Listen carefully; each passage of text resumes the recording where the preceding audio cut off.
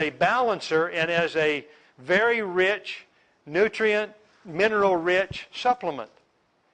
And so the truth of it is, and you guys can do your own research about it, but the truth of it is that when you go to a health food store and buy supplements, those supplements, by and large, are there to try to get some trace minerals that are already in this natural salt.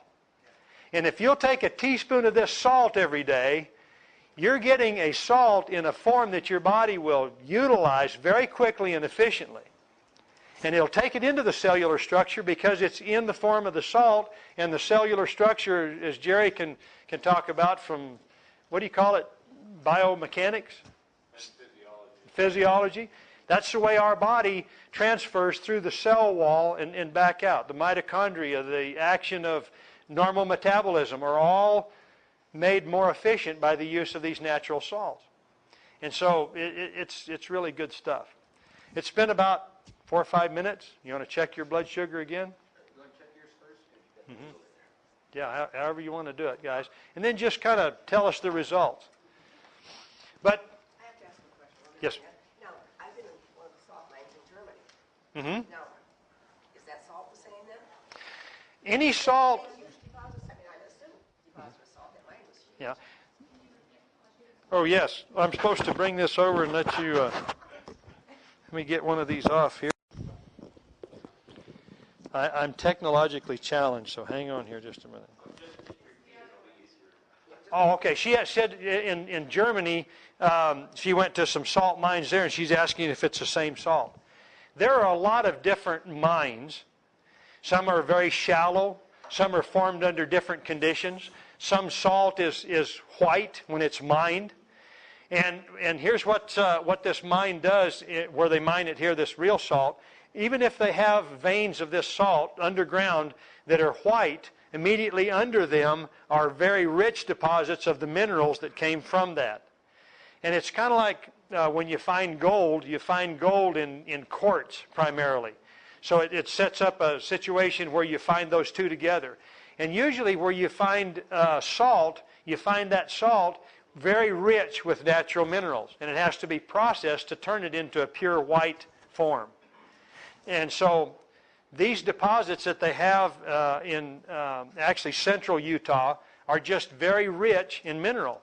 In fact, there's a book by Dr. David Brownstein, and it's called Salt Your Way to Health.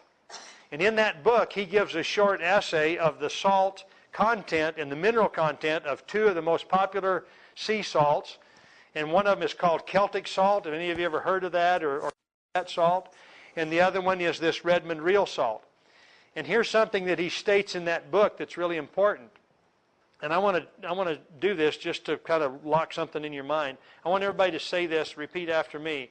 Salt is our friend. Salt is our friend. Sodium is our friend. Sodium is our friend. And what have we been taught about salt and sodium? Absolutely. So, are you ready for a paradigm change? Because this is what it's all about. And what he explains in his book is that this real salt has a higher concentration of sodium than many of the other salts. Any of you ever heard of Himalayan pink salt? It's marketed as a lower sodium salt. So literally, if you're using Himalayan pink salt to try to control blood sugars, you're not going to be as effective with doing that as you will with this real salt. The biggest value of Greenzymes is the fact that it has one of the highest concentrations of natural sodium in it.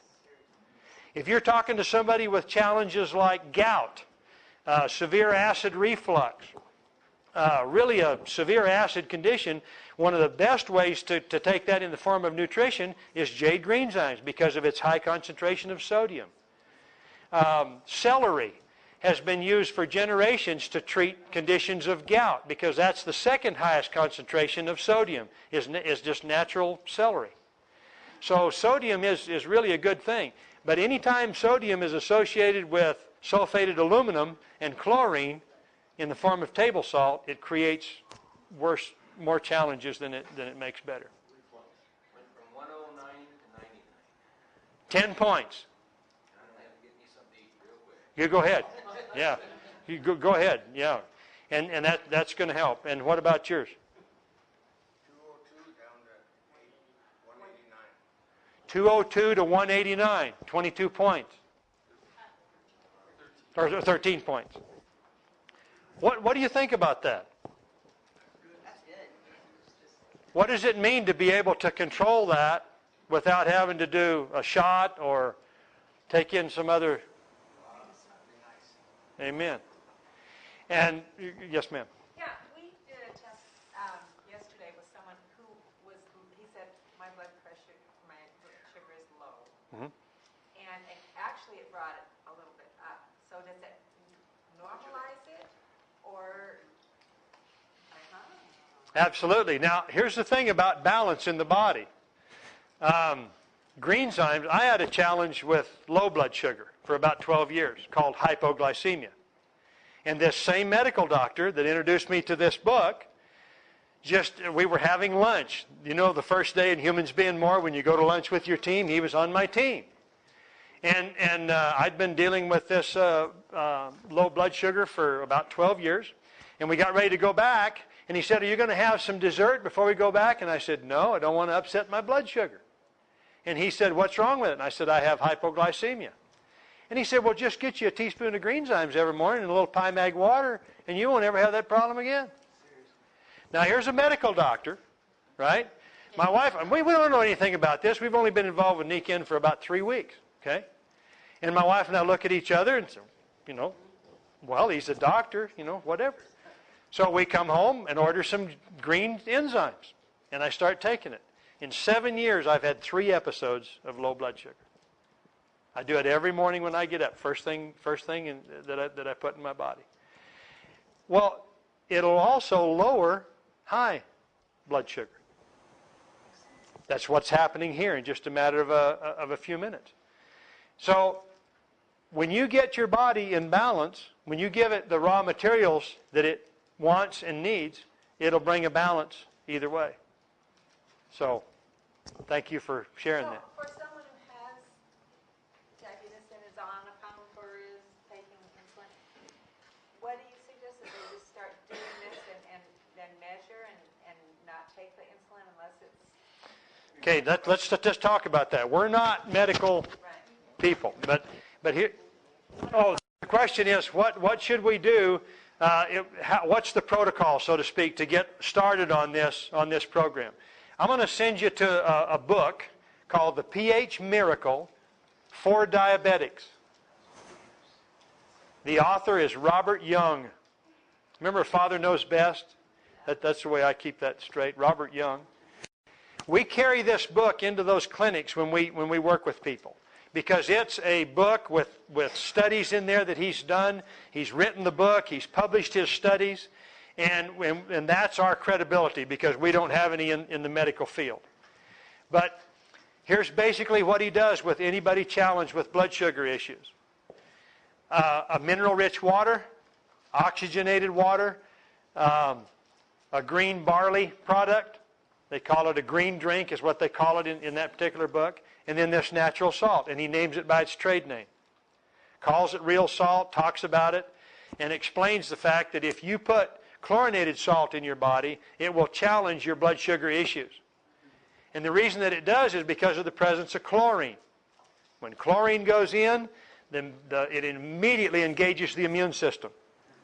What's chlorine designed to do in our economy? Kill living things, right? And so when we put it into our body recognizes that and says, we've got to do something with it immediately, or it would kill the cellular structure in the mouth and so on. So it totally engages it until it can either encapsulate it or render it harmless, one or the other. And we don't like chlorine, and yet we owe it a tremendous debt. I believe if it wasn't for chlorine, we'd still be having people dying of cholera and other waterborne parasites and so on. But we don't need it in our bodies.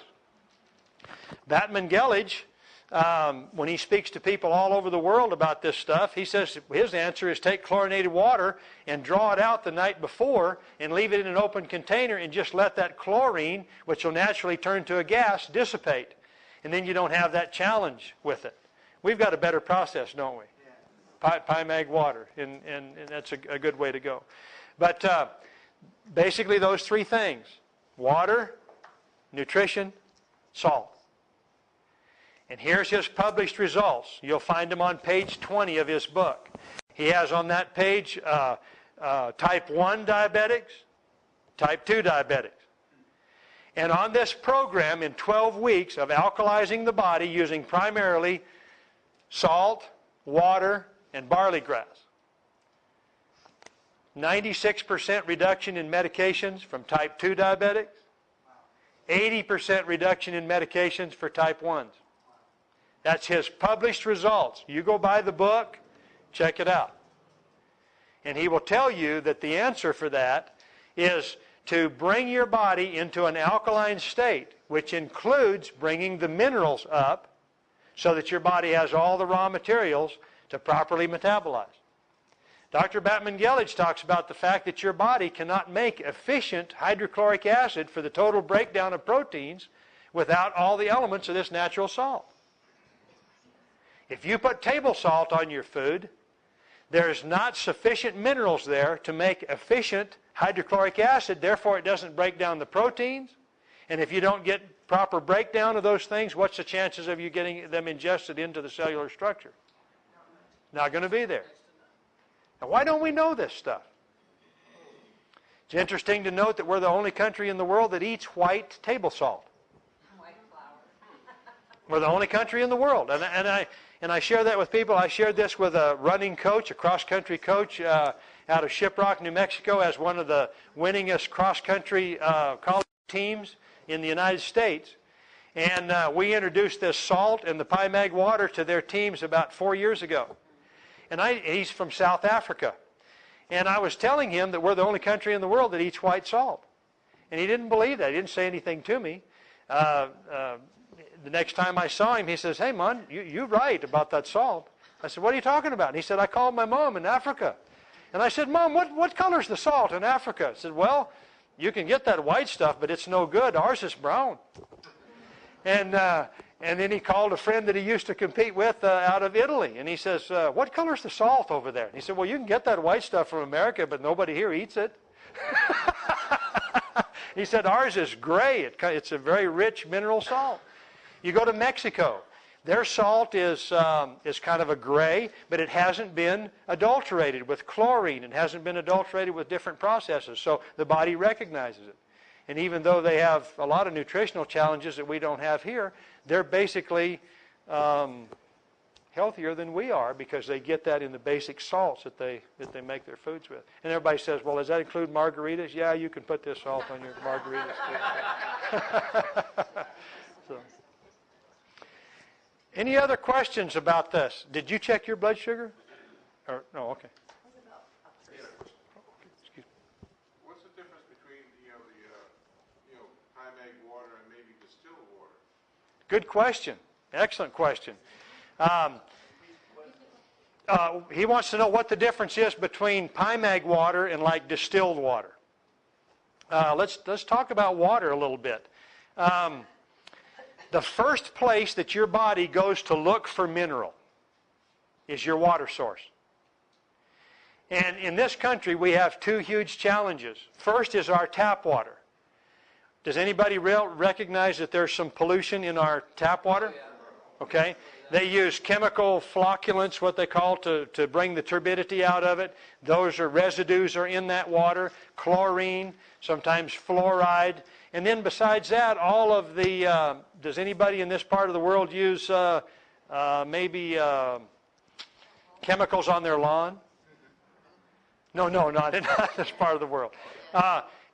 All of those things end up in our water, and the only responsibility of your municipality is to get the mud and the grit out of it, called turbidity, and then to treat it for waterborne pathogens. That's all they're responsible to do. And so when we get that water at our tap, we need to realize that there's some real challenges with that.